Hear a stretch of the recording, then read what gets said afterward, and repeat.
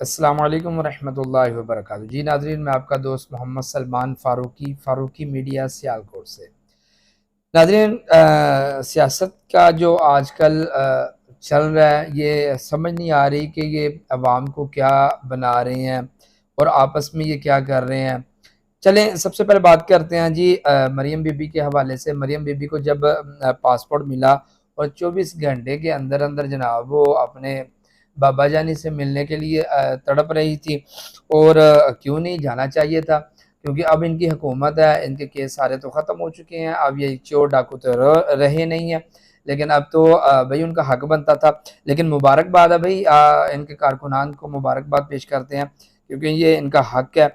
क्योंकि इनको ये समझ तो आनी नहीं है कि ये लोग हमें किस तरह बेवकूफ़ बना रहे हैं। देखें कैसे उनको पासपोर्ट मिला और 24 घंटे के अंदर अंदर कैसे वो अपने बाबा जानी से जा मिली।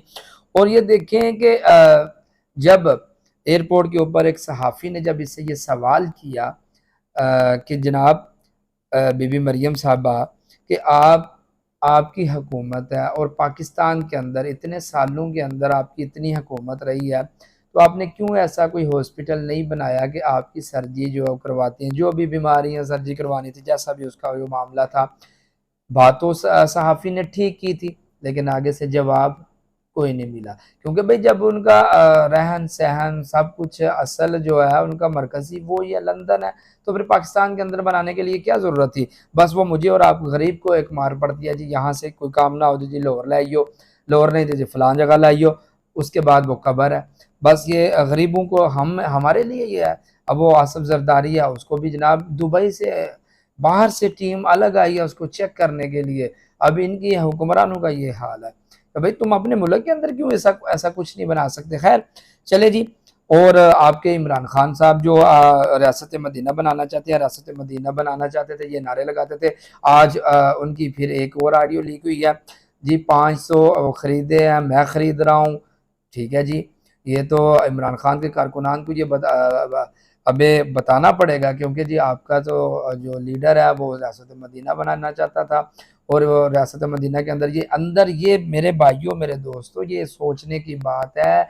ये लोग स्टेज पर कुछ हैं और बाहर कुछ हैं, हमारे सामने कुछ हैं और अंदर कुछ हैं। ये क्या सियासतदानी है ये लगाते हैं, और किस तरह के इनके कारनामे ये लोग ये हमारे सामने आ रहे हैं।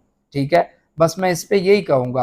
और दूसरा, उसने जब ऐलान किया जी, हलफ लिया, आवाम से हलफ लिया कि हम इंशाल्लाह आप हमारे साथ दोगे, हम इंशाल्लाह ऐलान करने वाले हैं, लॉन्ग मार्च करने वाले हैं।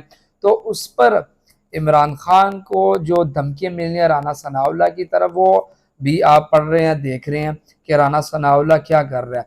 लेकिन यहाँ पर मैं ये कहूँगा, एक बात ज़रूर ये बात कहूँगा कि इसी इमरान खान की हुकूमत के अंदर जब आशिकान मुस्तफ़ा सल्लल्लाहु अलैहि वसल्लम जो ख़त्म नबूवत के लिए बाहर निकले थे, रोज़े की हालत में थे और इस कदर गोलियाँ चलाई, शहीद किया उनको, फिर जनाब उनके सीने छन्नी कर दिए। फिर जो बात करता था उसके घरों के अंदर छापे, फिर जनाब ऐसे घरों से उठा रहे हैं, कारकुनान को जेलों के अंदर कर रहे हैं। वही सेम अब इमरान खान के साथ हो रहा है।